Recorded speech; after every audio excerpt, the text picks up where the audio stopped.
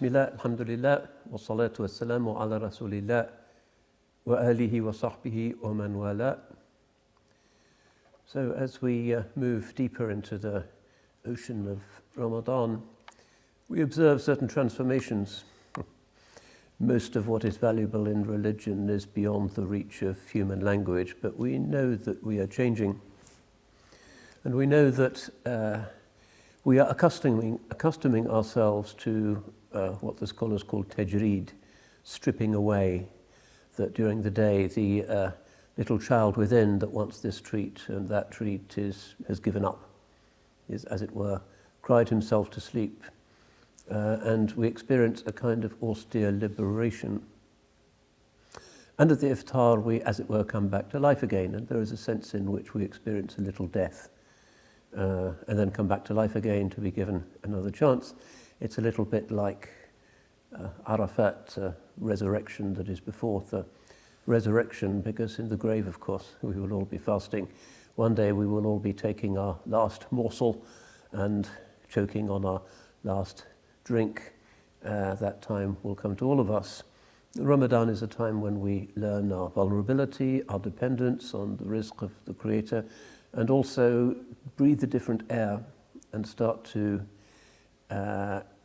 experience ourselves as detached from the normal kind of life support system, the sucrose drip of our treats and our customs.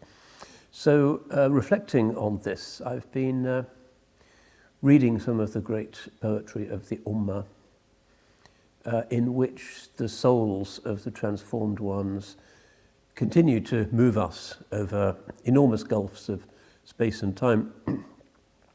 And I've been reading most recently, and with considerable respect, the poetry of somebody who I think is not sufficiently known, although he's known in the Turkish-speaking world in Central Asia, somebody called Khawaja Ahmed Yassavi, who spent most of his life and died in what is now Kazakhstan.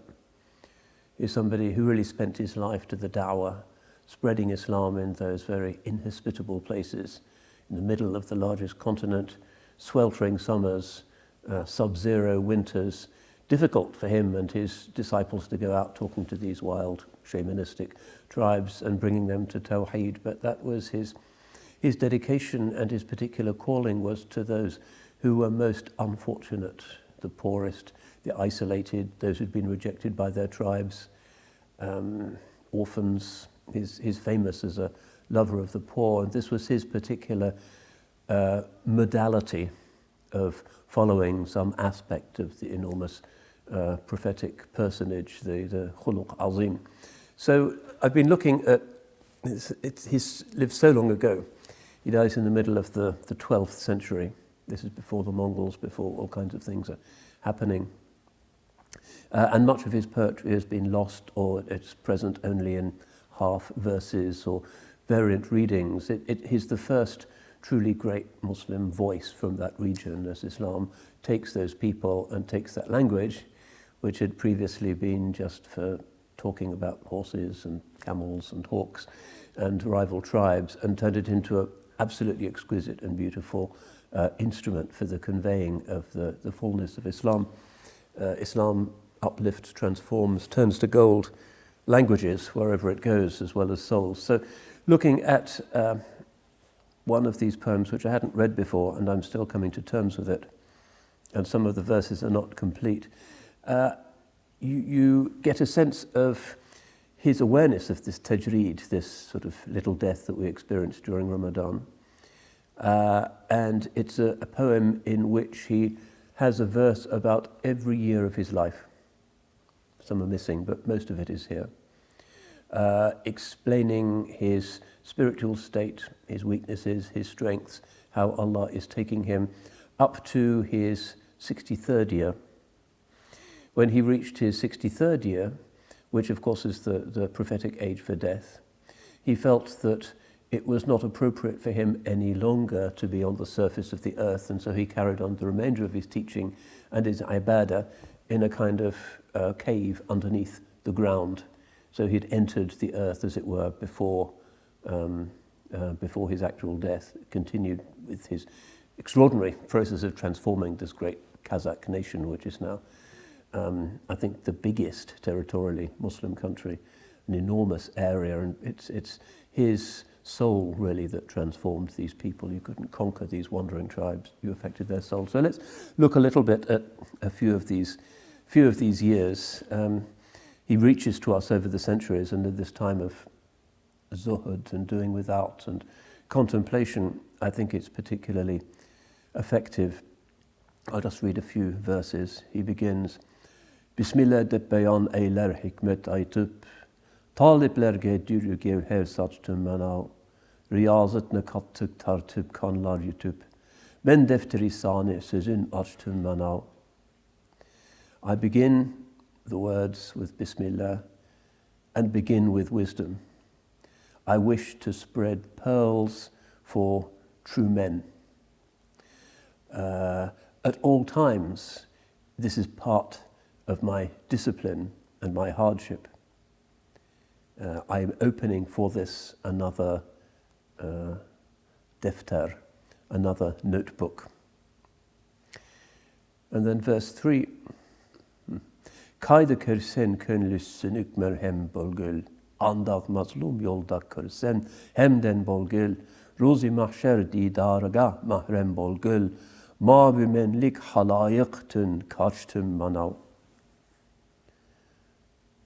Wherever you see a broken heart, be the medicine for that heart. Whenever you encounter on your way someone who has been wronged, become the friend and the fellow traveler of that person. Thus, on the day of resurrection, you will be close to Allah's beauty. I have fled from those who say me and on my behalf. I have fled from that humanity. Garip fakir yetimlerini Resul söyledi. O şol kuni miraç çıkıp didar kördü.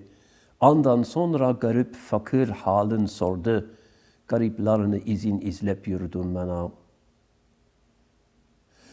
Hazreti Muhammad at all times loved the stranger, the penniless, and the orphan. He was transformed on his mi'raj and beheld the beauty of the Creator. After that, he showed complete concern for the isolated and for the impoverished. So I also seek at all times in his way to be with the gharipler, those who are left on their own. Ümmet bolsan gariplarga tabi bolgül, ayet hadis her kim aytsa sami bolgül, razak ezi her ne berse kane bolgül, kane bolup şerk şarabın içtim manav. If you are from the ummah of the Holy Prophet, then be at all times at the side of the strangers. Always extend your attentive ear to those who read Qur'an and Hadith. Treat Allah in His name Al-Razaq as always sufficient for you. I have consumed the wine of love, and I am satisfied in all things. Akıl ersen gariplarına könlün avla, Mustafa'dek elni kezip yetim kavla, dünya perest nacinslerdin boyun tavla, boyun tavlap derya bolup taştım manav. If you are an intelligent man, draw close to the souls of the strangers. Spread goodness like the Holy Prophet to all people. Look for and ask after the orphans. Do not turn your face towards the worshippers of the world.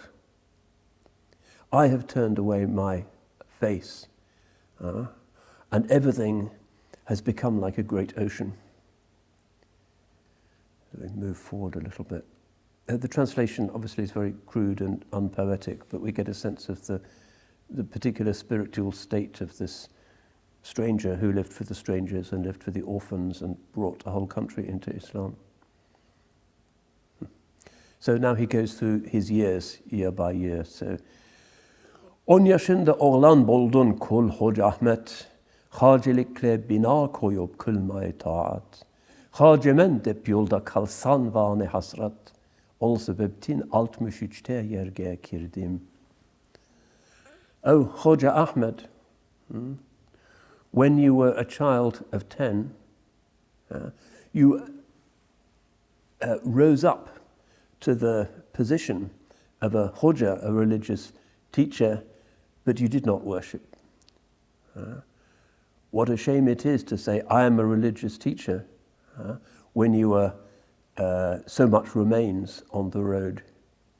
For this reason, in my 63rd year, I went beneath the earth. So this becomes the final line of each quatrain for the rest of the poem.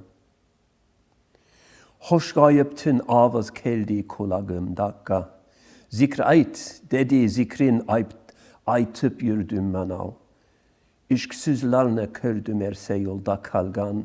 Ol sebeptin işk dükkanı kordum manav. A beautiful voice came to my ear from the unseen world. This is when he's 10. Remember Allah. And for that reason, I became a rememberer of Allah. I saw that those who had no love for Allah could not remain steadfast on the path. And for this reason, I opened my shop of love. It goes on, there's so much that's beautiful, but the point is that we get the sense of somebody who was following the Holy Prophet's commandment, kun fi dunya ka'annaka gharib aw abir as-sabil. Be in this world as though a wayfarer or a traveller. Gharib, the believer in this world, with its worldliness and with those who are worshipping the world, feels a bit out of place and strange, and that's the place of the believer in this time. The believer is, as it were, detached, has this tajreed, and is constantly recalling the grave, hoping that it will be for him the most beautiful garden that he's ever seen. And because of this alienation from this world, which is symbolized by the Holy Prophet ﷺ in his Mi'raj, leaving the world but coming back to the world and, as it were, seeing things in perspective, he says that when you have that understanding, that's when you're in solidarity with the poor, with the orphan, with the helpless, and you walk side by side with them on their path. So this was his particular spiritual fragrance, the converter of Kazakhstan. May Allah have mercy upon him and raise him up to a high degree. And may we, in this fasting month, this month of austerity of Ramadan, inshallah taste something of the sweetness and the blessing and the love that comes from tajreed. This is not really a time for sorrow. This is a time for love, as we set aside distractions and we look at the world in a mature way and see the beauty and see the divine purposes at work, and single out the broken-hearted who are particularly close to him for our loving care and our solidarity. May Allah accept our fasting, inshallah, and bring us to the Eid in safety and in humility, and benefit us, inshallah, from the depth of this amazing time. Assalamu alaikum wa rahmatullah.